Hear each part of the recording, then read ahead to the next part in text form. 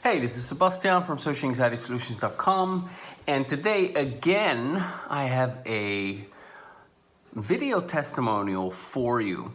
Now, just a little bit of a pre-frame before you start watching it. This video was recorded over a year ago, and the social confidence community that I'm referring to happened from 2018 August to 2019 July, and that's about all I'm gonna say about it. So just enjoy this interview with Sarah, and it's gonna be really awesome. Enjoy. Hi, my name is Sebastian. I am a former social anxiety disorder sufferer and a social confidence coach, and I help people feel calm, relaxed, and at ease in social situations. That's my job. That's what I do. It's what I've been doing for a long time, about 10 years now. And last year, I decided to, step up my game, take things to the next level, see if I can facilitate an environment where I can help groups of people. So I created a social confidence community, the first of its kind, and it consisted of 3 parts. One was drip-fed content, which was lessons in tapping, lessons in your in how your psychology works, lessons in how to manage your emotions, the importance of acceptance, how things work, that kind of stuff. And then there was a forum for everyone to chit chat and talk about their questions, their feedback, and there was a live component every week, which was live webinars where I would take any member of the community to the front, and I would say, all right, what's your biggest social anxiety problem? Go. And I would work on that with them, and everyone would be tapping along with it.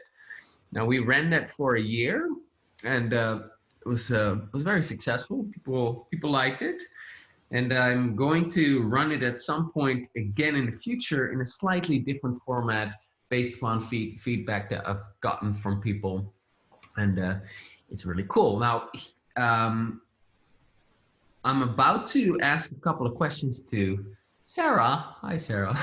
Hi. who's part of the community. But before I do, I just want to give a bit of a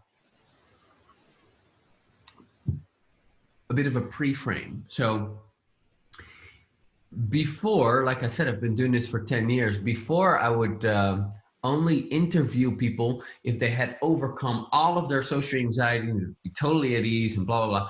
And so I only interviewed like a small percentage of my clients because for one, the people that I ask to interview don't always say yes, even if they've overcome their social anxiety. Not everyone wants to be public about it. Not everyone wants to be on YouTube about it. And so it's a bit more select. And also, some people I work with, and they only have money for 3 sessions, and in 3 sessions, they might only resolve half of their social anxiety. And so I didn't ask them. So now I've kind of learned more things. And what I learned is some people have difficulty if you're not familiar with this work, or you're not familiar with tapping, and you're suffering from severe social anxiety. It might be way too far out of what you can conceive as possible when you hear someone who was where you were once before, who overcame his or her social anxiety completely and now feels totally comfortable in all situations and enjoys socializing and blah, blah, blah.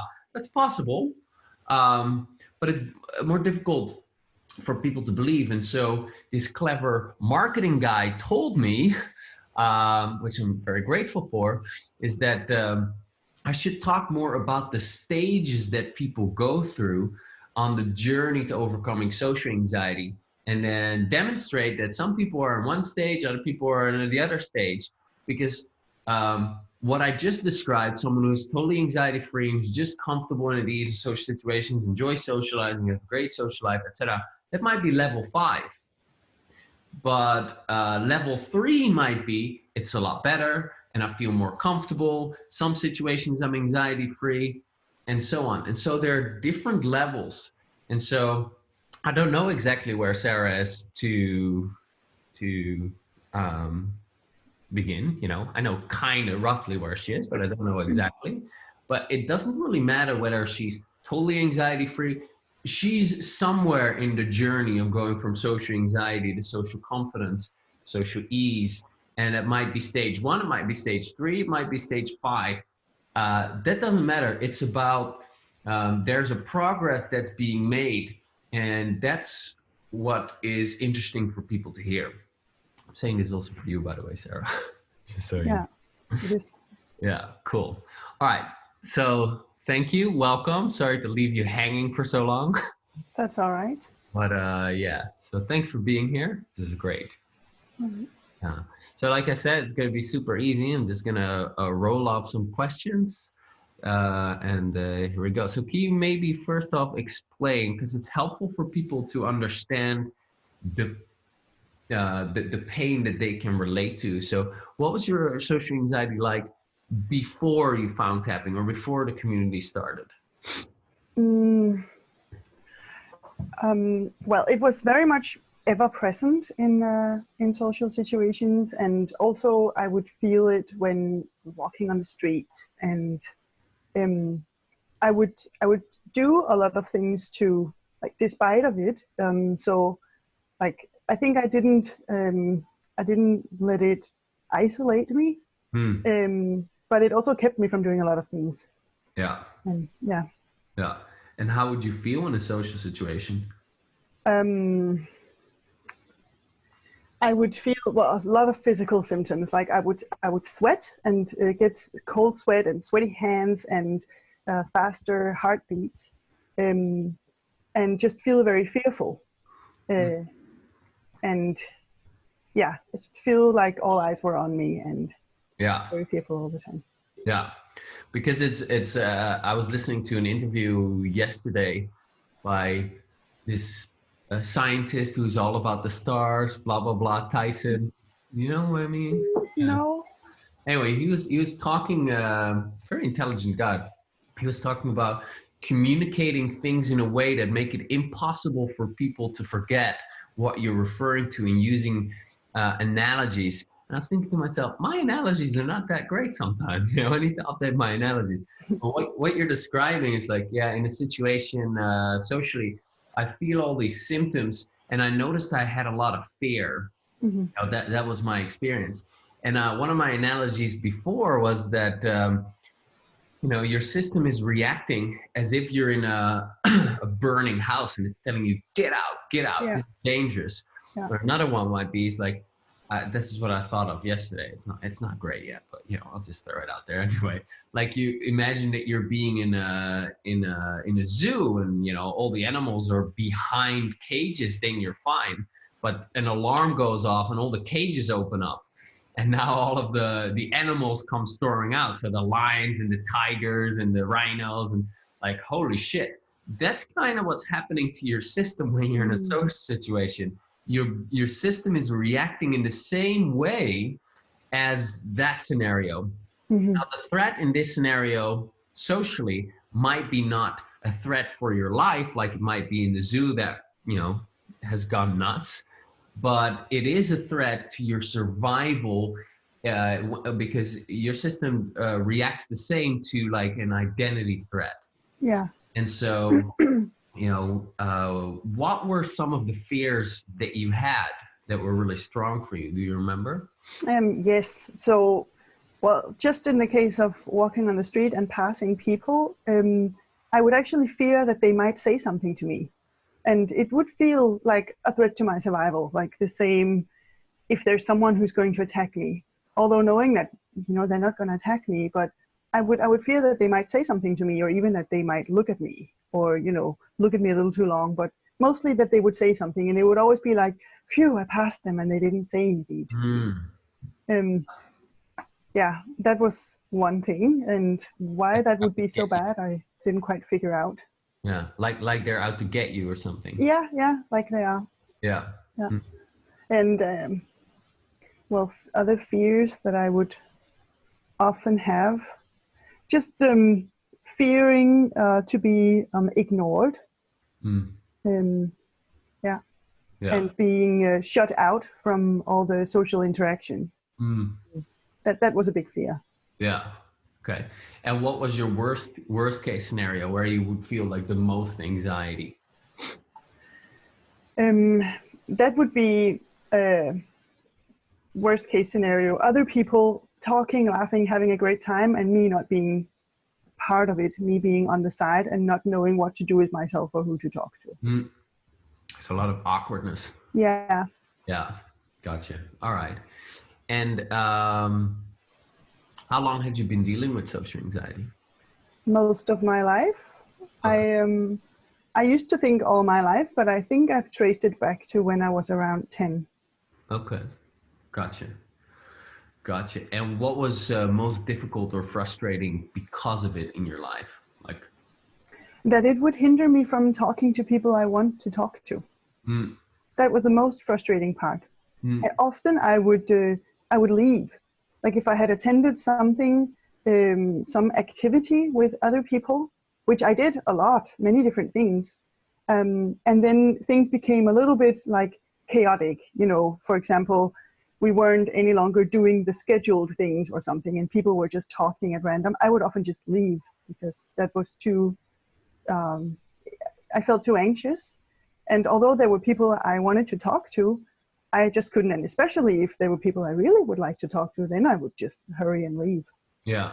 Yeah. Yeah. Yeah. Familiar. That sounds familiar. Mm, Both personally and also like, yeah, I hear that story a lot. right. Yeah. Yeah. And why do you think you left? What were you worried about in those moments? I felt like I had to get out of there. It felt like, okay, I gotta run away. Yeah. I need to run away. This is getting too uncomfortable. I'm feeling like I was just feeling very anxious, very awkward. And then I would be afraid that people would see how anxious I am.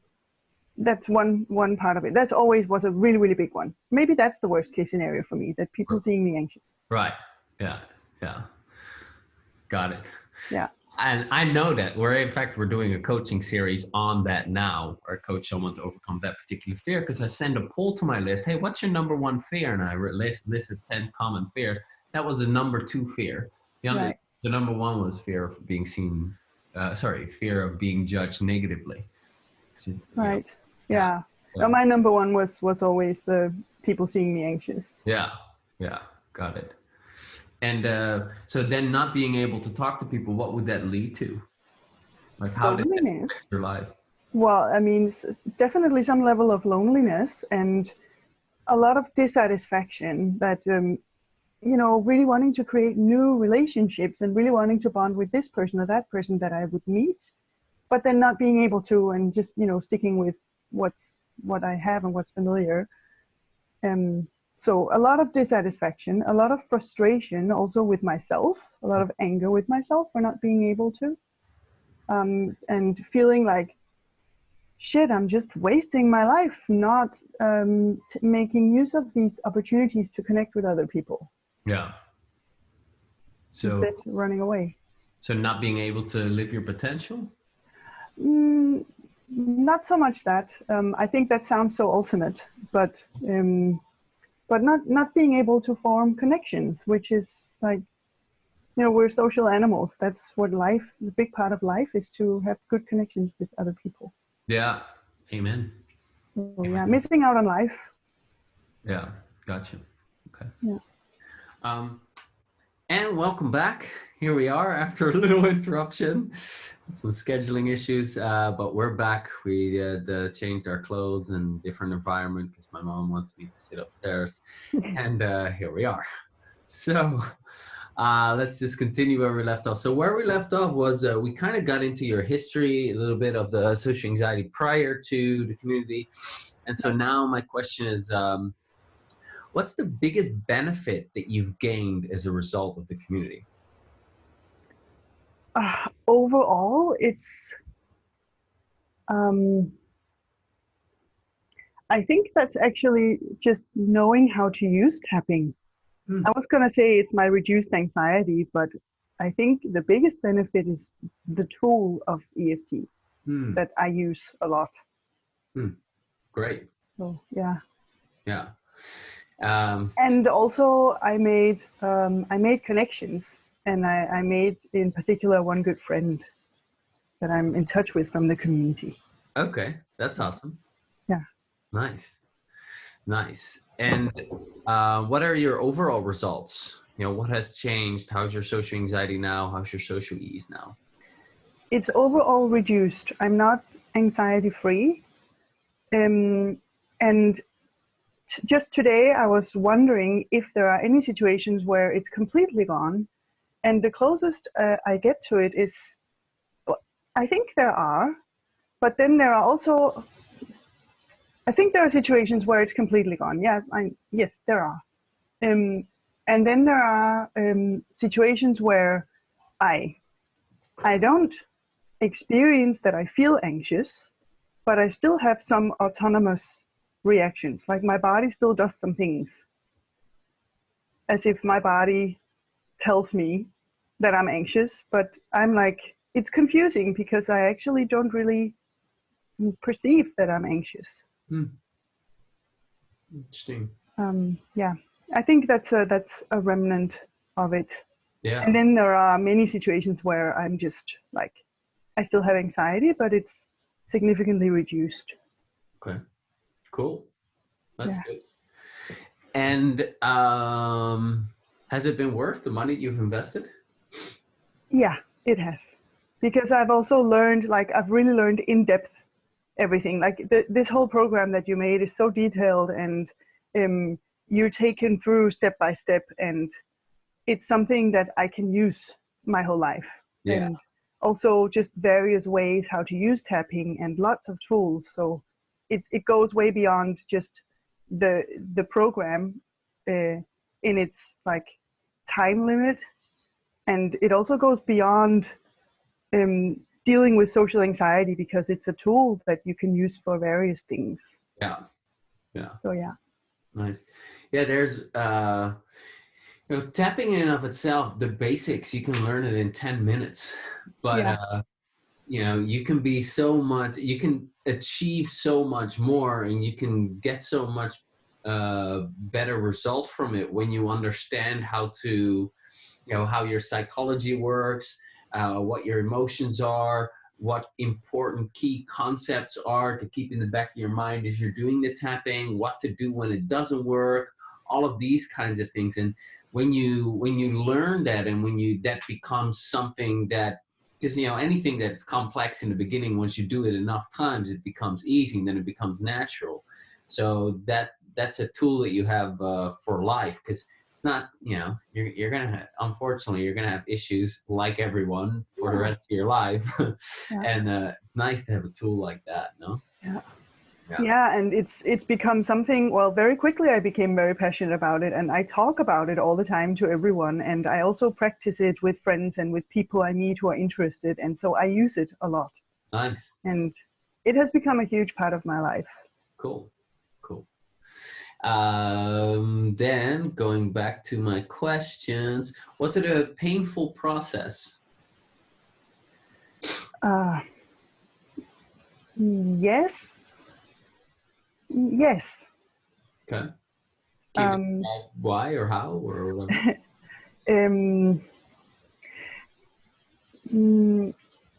So one reason why it was painful was just doing the work, and lots of emotions that came up when working on memories, and especially in the beginning, I would just start crying every time I was doing the tapping.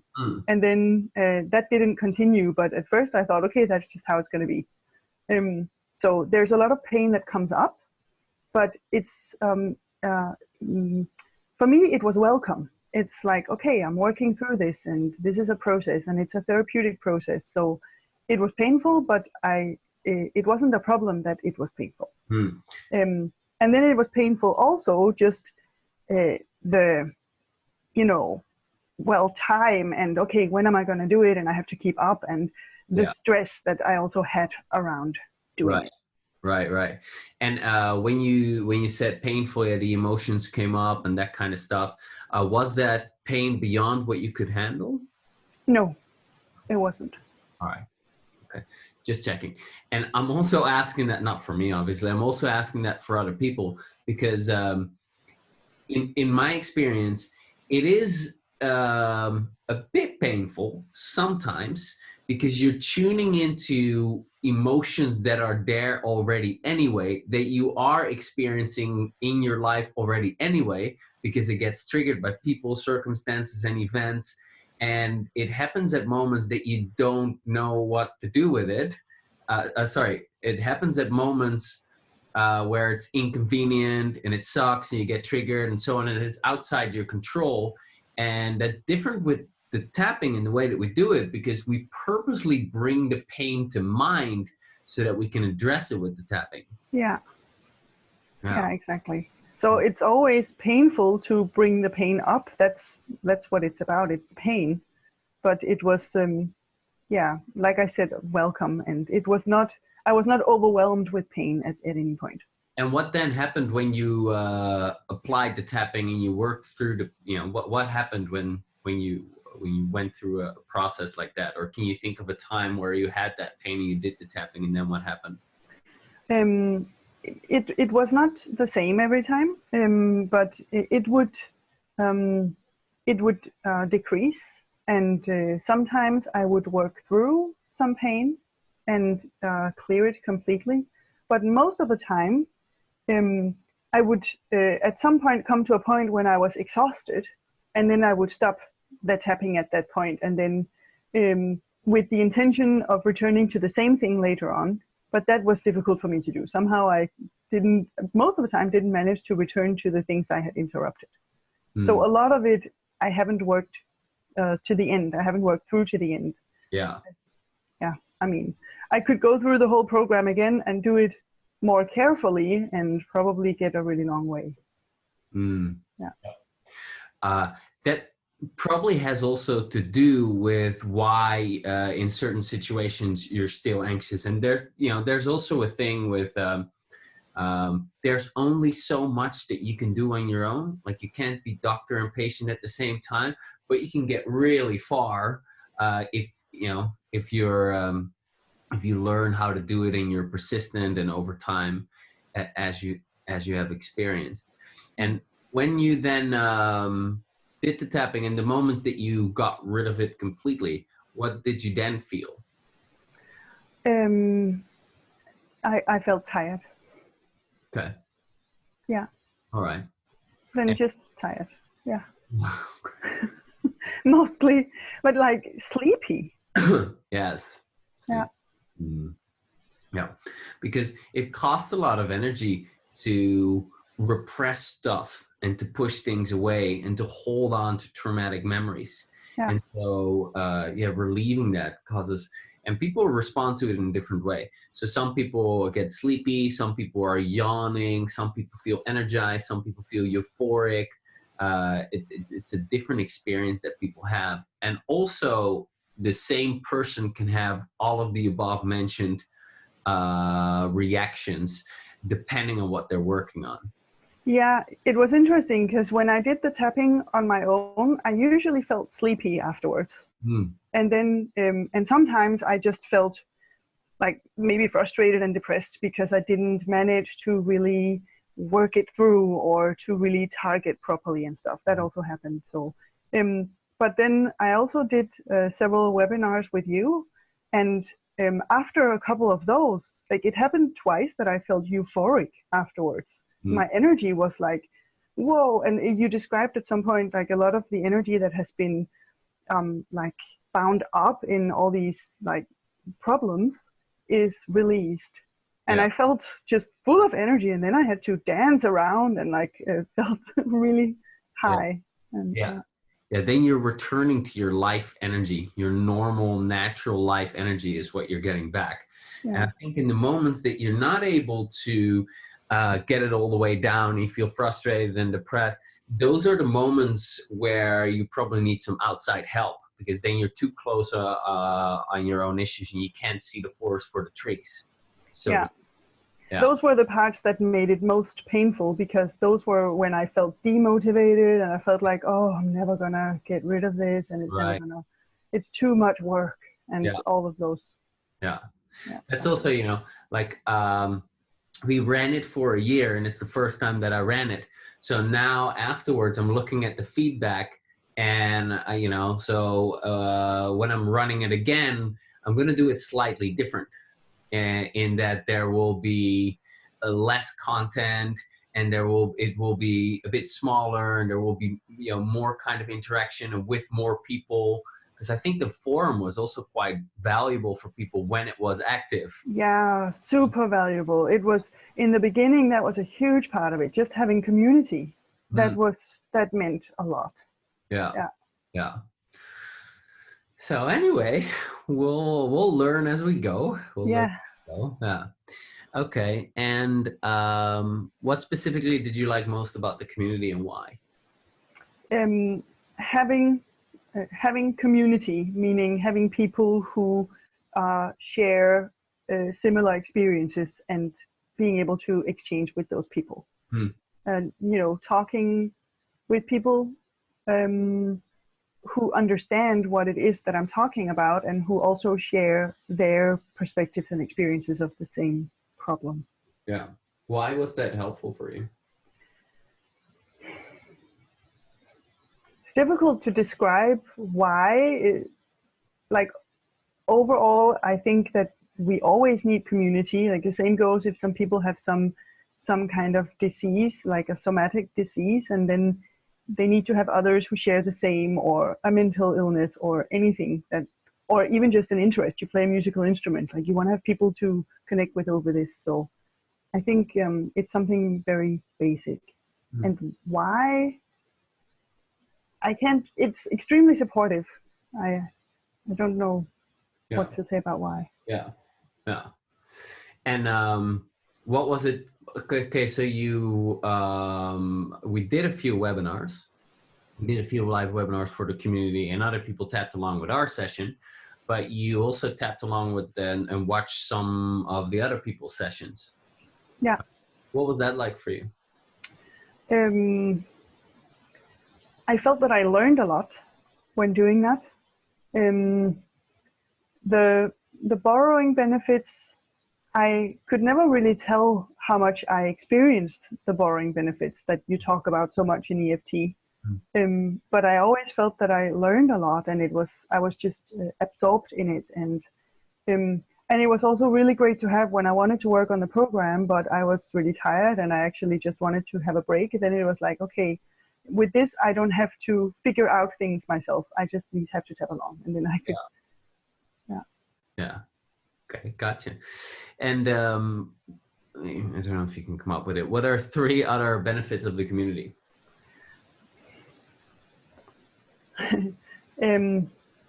Well, also connecting with people on an interpersonal basis, like so not only just having community and sharing about this, but also having personal conversations with people, and actually establishing friendships. What do you mean, within the community, or? Yeah, within the community. Okay. What you mean You mean the program as a whole, or just like the community? Yeah, no, I don't mean the program as a whole. I mean like in life itself. Ah, okay. Yeah. Oh, okay. When you said benefits of the community, I thought, okay, just the community, and then it's like, what can I say except having community? Yeah. Okay. Well, overall, reduced anxiety, and the tool of EFT. I don't know. You need to help me a little. What about this question? Has your life improved in any way, shape, or form? Yes, it has. I'm less worried, or sometimes I'm on my way to something and I'm not nervous, and that's a huge change. Like, that's a massive improvement, because I was nervous every time I went to some place that had any social setting. And now I can go to places and I'm on my way there, and like, oh, I noticed that I'm not nervous about this at all, and it's just a huge relief. Nice. And I also catch myself, saying things and doing things spontaneously without being super self-conscious. Good. Which just it's a relief, and it makes me able to live more and be me. Mm. Good. Yeah. Yeah, that's a good benefit. Yeah. Yeah. Okay. And what does that do to your overall mood, if anything? It gives me more energy. Definitely. It really drained me to feel so anxious all the time.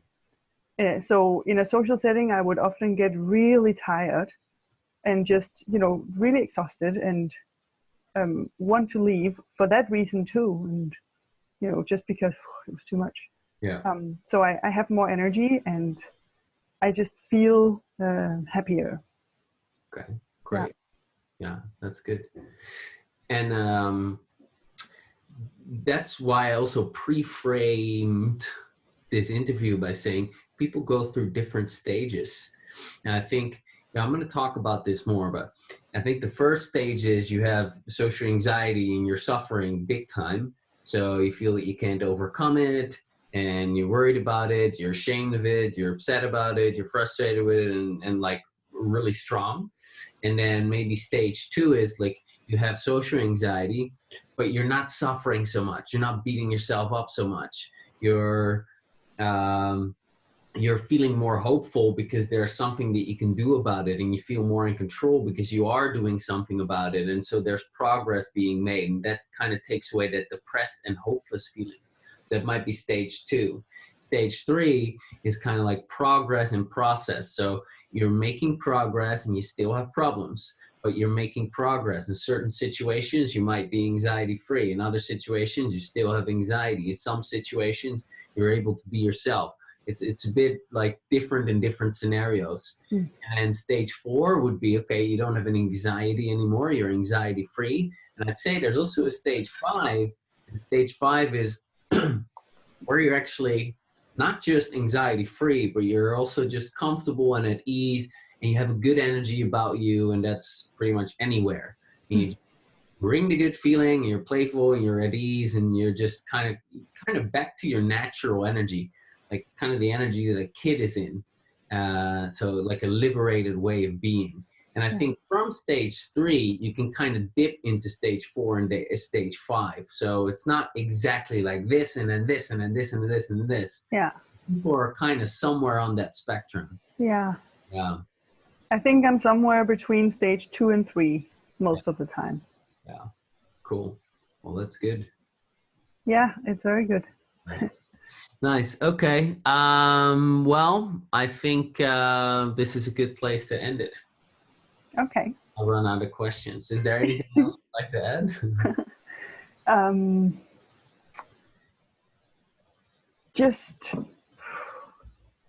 Well, I would like to say thank you for this program and the community. It's been it's made a huge change to my life. And Thank you. That sums it up. Yeah. Awesome. Well, thank you for being part of it. It's the first time I ran it, so it's nice that some people have some trust in what you're doing, so that's good. Yeah. And I am happy for the results that you've already gotten, and I'm assuming that eventually you're gonna reach all the way to where you want to be. So. Oh, I totally am. I just need to put in some more work. Yeah. Awesome. I feel like I know that, so it's okay. Good. That is in and of itself a very nice feeling. That is huge, knowing that okay, there's something I can do about this, and I'm not stuck forever. Because stuck forever is nothing I can do. That's a helpless victim, a very bad place to be. Yeah. That is also a benefit of the community, that I'm no longer feeling hopeless, or that's just how it is for me, or that's just how I am. I know that I can change this fully, and I feel very secure in that. Nice. Which I think also reduces my anxiety when I'm in situations where I experience anxiety, because it's like, okay, I don't get completely worked up about it, and I don't think, oh, it'll never change, or thoughts that just spin negatively. Yeah. Yeah. Great. Yeah. Cool. Well, on that note, You all the best. We will be in touch. All right, hope you enjoyed this interview. Make sure that you register for the upcoming 30-day Social Confidence Challenge, which is going to kick off on the 1st of January. It's going to be really amazing, really exciting. Go to bit.ly/Social Confidence Challenge. That is bit.ly/Social Confidence Challenge. And start 2021 off with a bang. Start reducing your social anxiety so you feel more at ease and have more social confidence in 2021. All right, that's it for now. Talk to you soon.